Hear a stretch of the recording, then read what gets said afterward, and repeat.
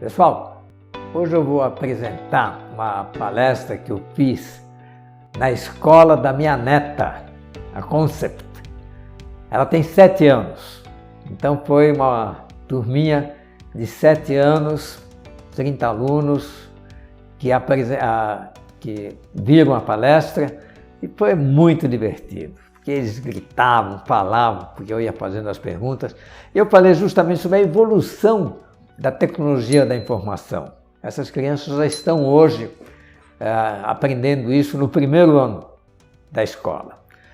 E coloquei lá, primeiramente, quem eu sou, né, fundador da TOTUS e do RPFlex, avô da Lorena, então já comecei falando que eu era avô de uma das alunas, eu sou programador, enfim. Então vou expor aqui como é que foi essa palestra. Bom, primeiro ponto que realmente nesses últimos 50, 60 anos aí que eu estou na profissão, já mudou de nome, né, essa profissão. Primeiro era processamento de dados, que a gente fala, trabalho com processamento de dados. Aí depois foi trabalho com informática. Hoje é trabalho com tecnologia da informação. Interessante, né, como realmente o nome vai mudando de acordo com a evolução de todo esse produto. Aí eu dividi em duas partes. Vamos falar primeiro de hardware. O que é o hardware, né? A palavra hardware é duro, né? Mercadoria dura. Então é a parte dura, é aquilo que é físico, né? Quer dizer, o computador, o micro, o celular, hoje, né? A fita magnética, que antigamente era muito usada, o disco magnético, né? A unidade de disco magnético, a unidade central, o leitor de cartões e a impressora. Então isso compunha um computador de grande porte. Isso hoje foi diminuindo, né? Surgiram os micros, hoje a internet, toda essa evolução. Bom, todo esse processo do computador, ele é usado para algumas funcionalidades. Primeiro, a entrada de dados. O computador é uma máquina, ele é como se fosse uma pessoa. E como uma pessoa, ele precisa receber dados, né? As perguntas, os dados que vão ser tratados. Depois você tem o armazenamento desses dados. Nós armazenamos tudo aqui, na nossa cachola, né? Tem gente que armazena mais, tem gente que armazena menos, mas fica aqui e pode ser usado a qualquer momento. Depois você tem o processamento mesmo, né? Que é os cálculos tal, que são feitos por um programa lá na memória do computador. E aí você tem a saída dos dados, né? Pode ser via impressora, via disco, via voz, tem várias formas de o computador dar uma resposta para as pessoas. As principais transformações que houveram nesses últimos 50, 60 anos é exatamente nessa dimensão de todo esse arsenal que nos dá essa informação. Primeiro, eram computadores enormes que ocupavam uma sala. Depois vieram os microcomputadores. E hoje você tem a computação na nuvem, de um lado, que são mainframes, lugares onde fica lá computadores enormes, atendendo pela internet os seus clientes, e tem o celular também, tem equipamentos bem pequenos que fazem toda essa funcionalidade que o computador oferece.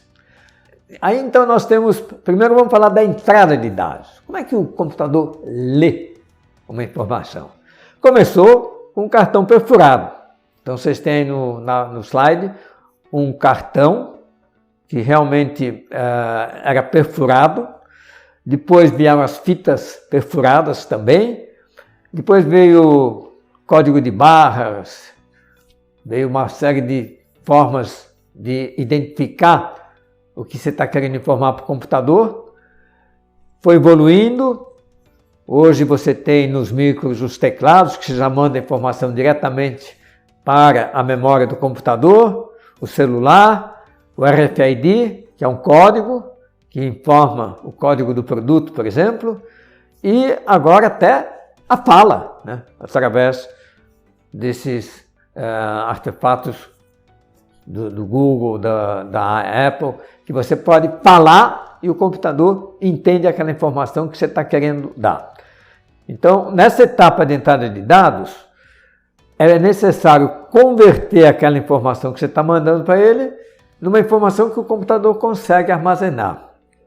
E uma coisa, vamos chamar assim, curiosa, é que na memória do computador, e onde ele armazena os dados, você só tem a possibilidade de gravar ligado ou desligado, ou 0 e 1. Quer dizer, por exemplo, o computador não entende como nós, que o número 1 é de um jeito, o 2 é de outro, o 3 é de outro, de acordo com a grafia e de acordo até com o idioma. O computador só entende ligado ou desligado. Então aqui nesse slide a gente tem um exemplo de memória do computador, que é um núcleo de ferrite, que ele pode estar ou ligado ou desligado. Então em todos os meios que o computador armazena os dados, na sua memória, no seu disco, nas fitas, ele armazena dessa forma, 0 e 1. Bom, mas como é que eu vou resolver essa questão de o computador só entender 0 e 1, que ele entenda os meus números, as minhas palavras? É o código binário que resolve isso. O código binário é 0 e 1. Então, o que eles fizeram foi, em cada ponto, em cada núcleo da memória, você pode estar com aquele núcleo ligado ou desligado. E esse núcleo único é um bit. Bom, quantos bits nós precisamos para ter uma informação completa? Então, nesse exemplo aqui que eu estou mostrando, nós temos 4 bits. Será que 4 bits é suficiente para a informação? Então, por exemplo, o número 0 seria nenhum dos 4 bits ligado. O número 1 seria o primeiro bit da direita ligado. O número 2 seria o bit da esquerda, o segundo bit, 0. Então, o primeiro bit vale 1, o segundo bit vale 2, o terceiro bit vale 4 e o quarto bit vale 8. De modo que a soma dos 4 bits, como esse aqui é a penúltima linha, eu teria a soma de 15, que é 1 mais 2 mais 4 mais 8, dá 15.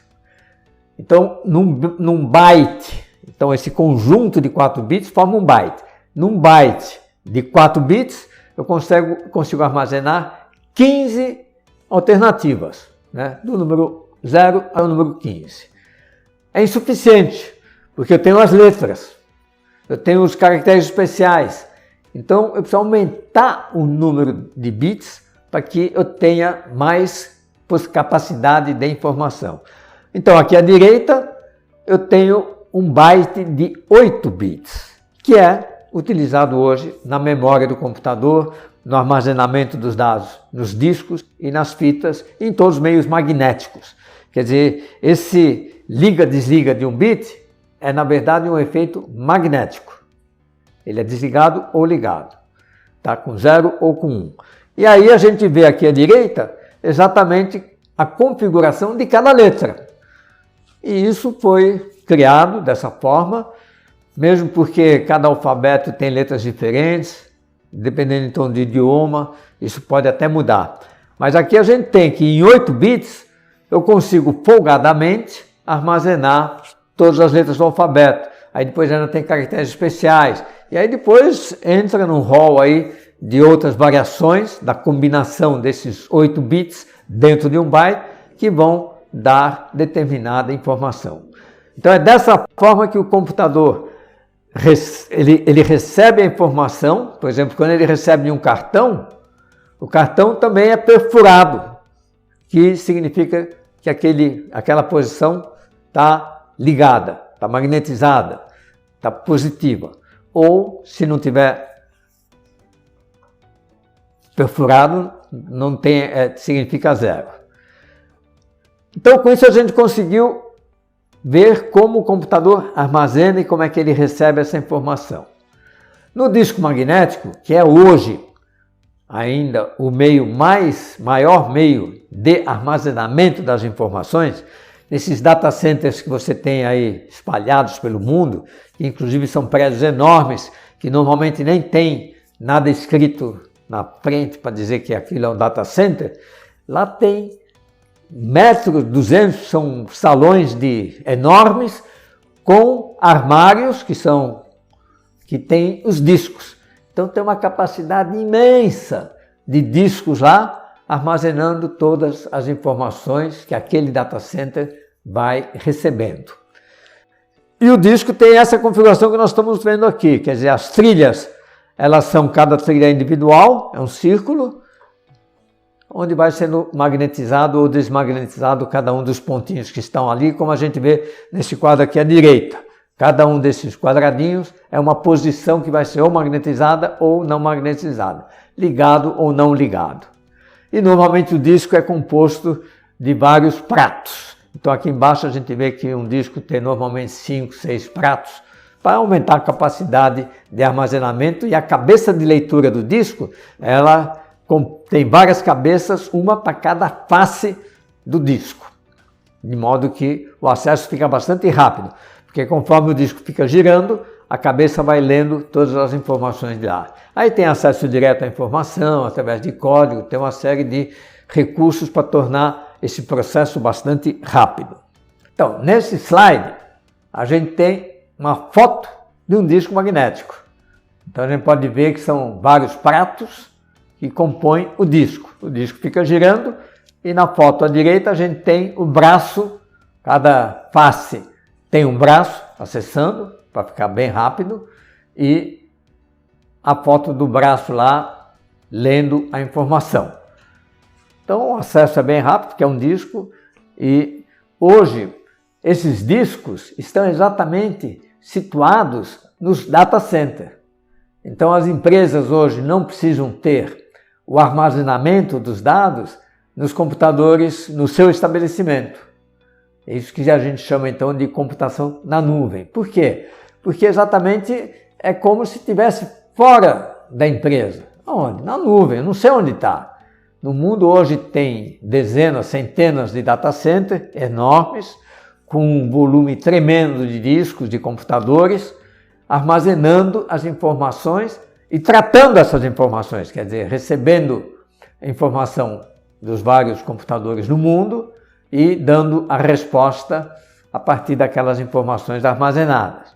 Então todo esse processo da tecnologia, de informação tal, hoje está centralizado nos computadores pessoais, até nos telefones celulares, que tem conexão via internet com os data centers.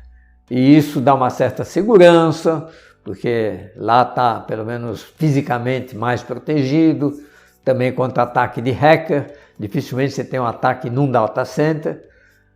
Então, as empresas estão tendendo realmente para esse tipo de solução. Ainda tem empresas que têm computadores dentro de casa, com os discos lá, mas cada vez mais isso vai desaparecendo.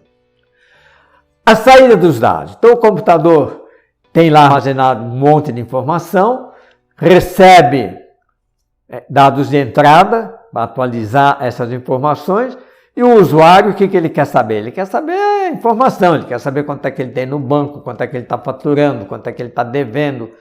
Então, tudo isso nós vamos ver que é o programa que faz, mas a informação sai de lá e aí pode ir direto para a tela do computador, do microcomputador, pode ir para uma impressora, ainda tem muito papel que é usado para imprimir todos esses relatórios, ou hoje também até pode ser via voz, né?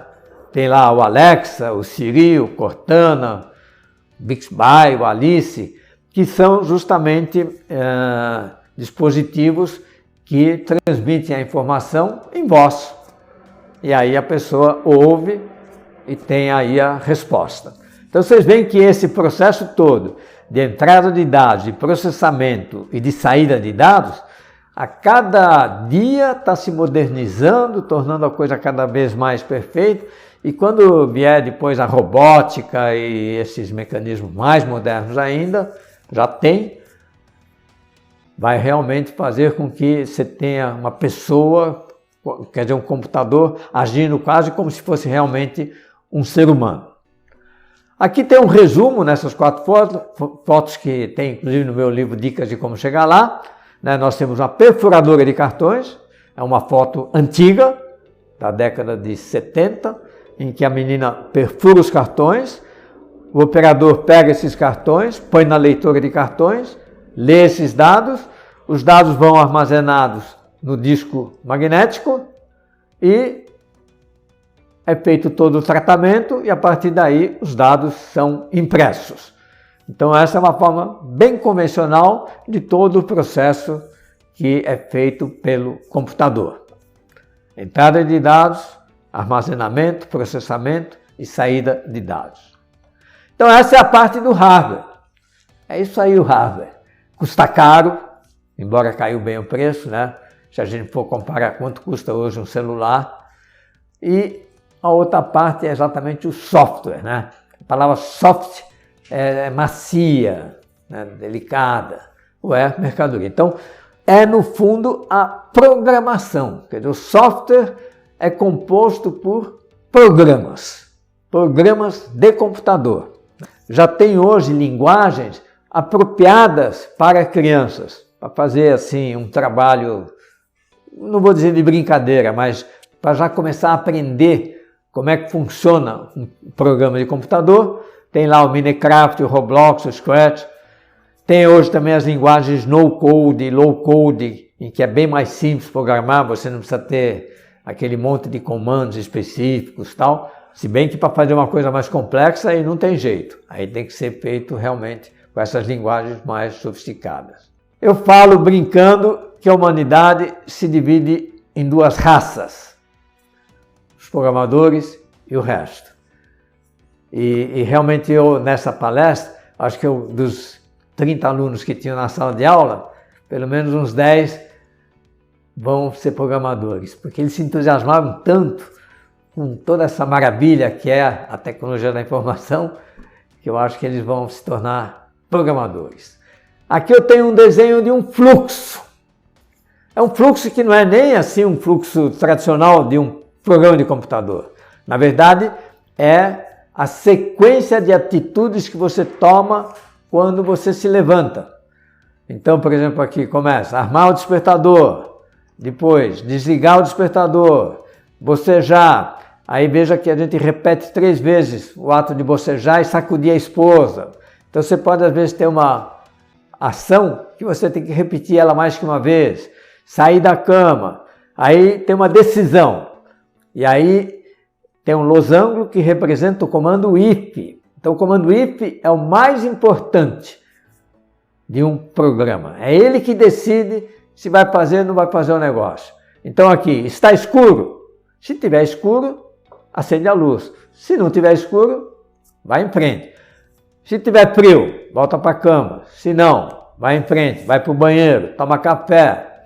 Aí depois a esposa quer dinheiro, resmunga e dá R$100. É casado mais de 5 anos, não beija a esposa, vai direto para o carro. Se não, beija a esposa, principalmente se for casado menos de 1 ano. Aí beija 2 vezes. Aí vai para o carro, vê se tem as chaves. Se não tem as chaves, volta para pegar a chave. Se tem a chave, vai para o escritório.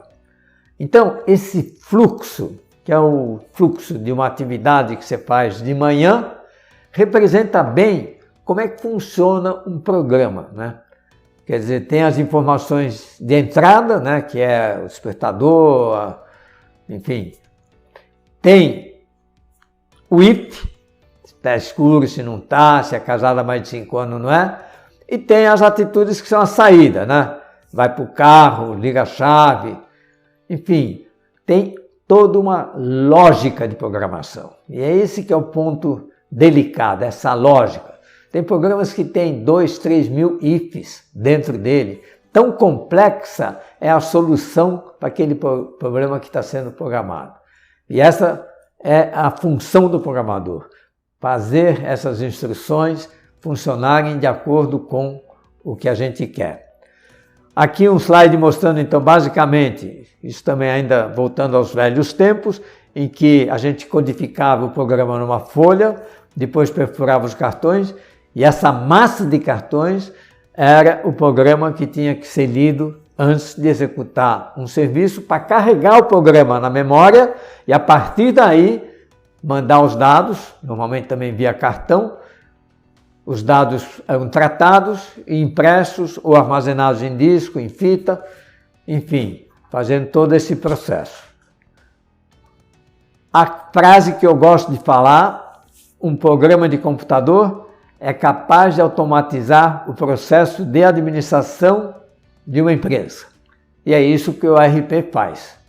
Nós tivemos aí o RP Summit com as empresas de RP e a gente vê bem qual é a função do RP.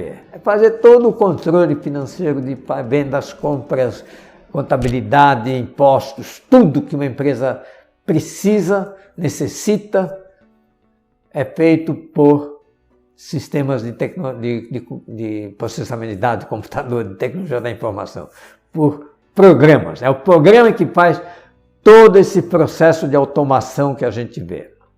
Aqui um exemplo de um programa, os códigos, quer dizer, a escrita então segue determinada linguagem, o programador tem que aprender, ver exatamente o que faz cada comando e escrever isso dentro de uma lógica impecável. Não é tão simples assim, porque aí começa a ter uma série de derivações, de detalhes, porque o computador tem que saber tudo, receber via programa, tudo muito detalhadamente. E aí é que num curso de programação você aprende bem como resolver esses problemas. Tudo isso, pessoal, é software. Programação é software, software é programação, software é todo esse processo de automação. O RP é um software. A verdade, se nós fôssemos analisar friamente, a gente só tem 7 comandos, só 7, né? Os 4 operações aritméticas, né? Multiplicar, dividir, somar e subtrair. Ler, então ler de um cartão, ler de uma fita magnética, ler de via leitura óptica, ler hoje até através da voz humana, quer dizer, a pessoa falar e o computador entender aquilo e transmitir aquela fala em dados. Então, ler e gravar ou imprimir, quer dizer, dar saída nos dados, gravar nos meios magnéticos para armazenar aquela informação para depois ser consultado e imprimir para mandar essa informação para o usuário ou jogar os dados na tela para o usuário ver a solução daquele problema ou a informação que ele necessita. Então, até aqui nós temos 6 grandes grupos de comandos. E o if, que é o comando mais importante, é o que realmente vai permitir o programa seguir uma linha e resolver todos os problemas, tomando decisões e seguindo um determinado caminho em todo aquele processo. Então, ler cartão, fita, disco e tela, grava na fita e no disco e imprime na impressora e assim por diante. Aqui um desenho mais detalhado do comando if, porque ele realmente é o mais importante. Então, if, salário maior que teto, paga imposto. Else, não paga. Então, você vê que o computador tomou uma decisão, se vai pagar imposto ou se não vai. Depende do valor. Tem programas que têm milhares de ifs para seguir exatamente o caminho certo. O nosso cérebro está a cada minuto fazendo um if, tomando uma decisão para tomar uma atitude. Então é muito importante entender bem esse processo. Tem um conceito também muito interessante, porque as linguagens de programação normalmente são muito complicadas, né? Tem muito comandozinho, muito detalhe e tal. Então existem algumas formas de simplificar esse trabalho. Uma forma muito importante é a criação de funções. O que é funções? Nada mais do que um conjunto pré-determinado de comandos. Um exemplo bem simples é o seguinte: vamos supor que tua mãe, quando vai sair de manhã, está te vendo lá na cama, ela fala assim: ó, quando você acordar, feche a janela, arrume a cama e vai para a escola. Todo dia ela fala isso. Vai chegar um dia que você vai falar assim, mãe, não precisa falar tudo assim detalhadamente. Basta dizer assim, se arrume, ou obedeça a sua mãe, e ela vai embora. E aí você já sabe que você tem que fechar a janela, arrumar a cama e vai ir para a escola. Então, a função é um conjunto de instruções normalmente usados que faz determinada função, né, que faz determinado trabalho, determinada rotina, e que você vai usar ela escrevendo apenas o seu nome. Às vezes a função ela pode seguir vários caminhos, né, dependendo da situação. Por exemplo, vamos supor que nesse exemplo que eu dei, se tiver sol, a mãe fala, não é para fechar a janela, está sol, abra a janela. Se estiver chovendo, feche a janela. Bom, mas aí, como é que ficou agora a nossa função? Ela ficou dependendo aí de uma informação adicional. Então, nós temos os parâmetros numa função. Então, uma função, você escreve o nome dela, abre parênteses e escreve os parâmetros. Então, por exemplo, eu vou escrever assim, obedeça a sua mãe, abre parênteses, sol, fecha parênteses. Então, a função vai fazer com que, se tiver sol, vai falar para abrir a janela. Se eu escrever, obedeça a sua mãe, abre parênteses, chovendo, a função vai pegar e fazer aquela função, mas vai mandar fechar a janela. Então, uma função é um conjunto de instruções que todas elas recebem um nome, simplificando muito o trabalho de programação e que pode ter parâmetros. Esses parâmetros indicam detalhes de como aquela função vai trabalhar. Entendido? Hoje tem funções tão poderosas ou tão fáceis de usar que realmente a gente tem podemos até falar assim, o low code, quer dizer, a codificação fica muito simplificada. Bom, mas em termos de programação, pessoal, é uma parafernália. Primeiro porque o próprio hardware mudando, evidentemente que também surgem novas linguagens para atender aquele novo ambiente, né? Por exemplo, quando a gente tinha os mainframes, que eram aqueles computadores grandes e tal, as linguagens mais usadas eram Assembler, COBOL, RPG, PL1, Fortran, Pascal. Esse negócio de ter várias linguagens, por exemplo, Fortran era mais usado em cálculos, quando tinha muita matemática envolvida naquele programa. Já o COBOL não, é quando o COBOL era usado de uma forma muito forte em volumes de dados e arquivos simples e assim por diante. O Assembler já é uma linguagem mais detalhada, uma linguagem que a gente fala até que é de máquina, de tão próxima que ela está dos comandos intrínsecos do computador. E assim vai. Depois veio a era dos micros. Então, quando surgiram os micros, foi um negócio. Nós, programadores, tivemos que reaprender as linguagens, porque aquelas linguagens usadas no mainframe não serviam bem para o micro. Aí surgiu o DBase, que foi inclusive como nós começamos a programar para micro, né? Teve o DBase 2, DBase 3, DBase 4. Aí o DBase passou a ser compilado, ou pelo menos mais moderno, por uma outra empresa, e surgiu o Clipper, baita linguagem, usamos muito. Aí o ADVPL, porque o Clipper tinha uma série de fraquezas, né? Ele não trabalhava com Windows, não trabalhava cliente-servidor, não trabalhava SQL e tal. Então a TOTUS, o pessoal da TOTUS, desenvolveu o ADVPL, que é uma linguagem até hoje usada. E ela realmente é uma linguagem brasileira, é a única linguagem brasileira que realmente ganhou força. Aí a Microsoft tinha o Visual Basic, o C, e hoje você tem essa história de no-code, low-code, que são formas de você programar de uma forma já bem fácil, basicamente só se movendo algumas peças e assim por diante. Quando veio a internet, em 1995, lembrando que os micros surgiram em 1983 e a internet surgiu em 1995, que foram os grandes fatos de todo esse processo tecnológico. Aí se dividiu, no caso das linguagens do sistema web, quer dizer, você tem a estação aqui e você tem o computador central no data center ou de uma empresa, mas são dois ambientes bem distintos.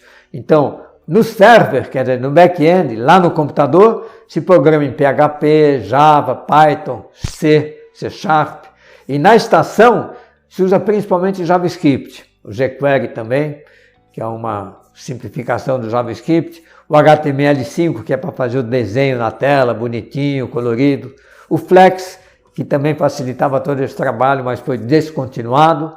E para o banco de dados, para o processo de leitura e atualização do banco de dados, dos arquivos, o MySQL, o SQL Server, também várias linguagens, que até são linguagens um pouco mais simples do que as que nós falamos.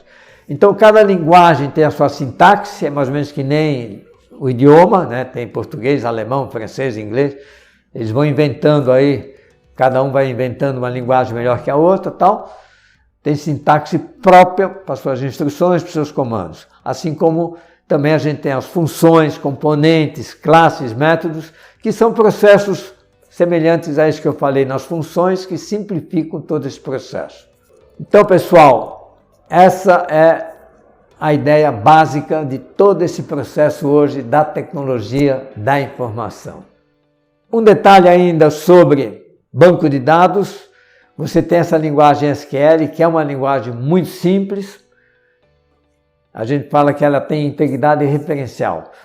O ponto curioso do armazenamento dos dados no banco de dados é que numa determinada tabela, você nunca tem dados de uma outra tabela. Então, por exemplo, na tabela de clientes, você tem só os dados do cliente, o nome do cliente, o endereço.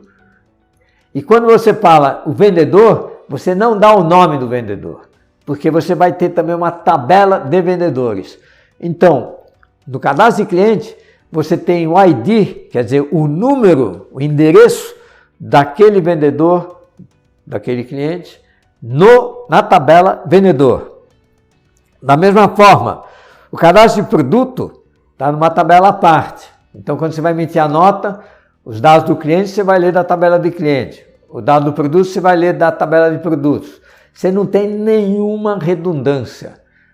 Cada tabela tem uma única vez cada um dos dados e é como se você, por exemplo, tivesse uma secretária e você estivesse em sua mesa e aí você tivesse um armário onde estão os dados dos clientes.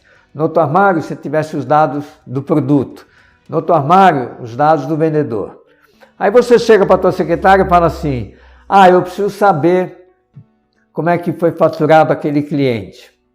Ela vai pegar a ficha do cliente no armário de clientes e vai botar em cima da mesa. Olha, foi faturado para esse cliente. Aí ela vai no armário de produtos e vai pegar cada um dos produtos que foi faturado para aquele cliente, naquela nota, e vai colocar em cima da mesa. E depois ela vai ver no armário de vendedor quem foi que vendeu e vai te colocar na tua mesa. E tudo isso está linkado através do endereço. Quer dizer, o programa foi lá para pegar os dados do cadastro de produto, pegou os endereços daqueles produtos, o endereço daquele cliente, o endereço daquele vendedor, e juntou tudo isso através da linguagem SQL, que é uma linguagem com integridade referencial, quer dizer, se relaciona com todos os dados, para exatamente ter o resultado que é, no caso, a nota fiscal. Então, SQL é uma linguagem bem simples e vale a pena também aprender. Aqui tem um código de uma leitura, por exemplo, select, é o comando de leitura, o nome dos campos que eu quero ler e do arquivo vendas. E aí um join, que significa, olha, eu vou ler o arquivo de vendas, mas eu vou buscar informação também no arquivo de produto. E aí ele vai buscar informação através dos IDs dos vários elementos que estão sendo colocados naquela nota. Aí depois ainda tem o comando insert, o update e o delete. Inserir, atualizar e deletar registros. Foi uma palestra muito legal, porque a gente vê uma criança de 7 anos começando a entender todo esse processo de tecnologia, de informática, que faz hoje todo esse trabalho burocrático e de uma forma rápida, econômica e segura. Pessoal, evidentemente, aqui eu falei de uma forma mais cadenciada, mais séria, mas realmente na aula que eu dei hoje de manhã para as crianças, aí foi uma algazarra, eles interrompiam toda hora, eu parava para explicar, para contar uma piada e tal, mas aqui a gente foi mais formal mesmo, porque também, se aqui levou, sei lá eu quanto tempo, mas lá levou muito mais, porque toda hora eu era interrompido, as crianças perguntavam e começavam a dar palpite. Mas é isso aí, pessoal. Se a sua escola estiver interessada que a gente dê essa palestra para os seus alunos, estamos aí à disposição. Pessoal, um último recado, Netas Gamer. Já estamos com um bom número de inscritos, dia 21 e 22 de maio, então faltam aí somente algumas semanas, condições especiais até o final de abril, depois já vai ter um preço um pouco acima e vai ser aquela atividade que nós fazemos com 8 esportes, futebol, vôlei, basquete, corrida de bike, natação, caiaque e beach tênis, que é o esporte da moda. Você participa com uma equipe e se diverte, pratica esportes, sábado e domingo, num hotel fantástico. À noite de sábado também nós vamos fazer algumas atividades especiais. Não perca essa oportunidade, pessoal. Inscrições com condições especiais até o final de abril.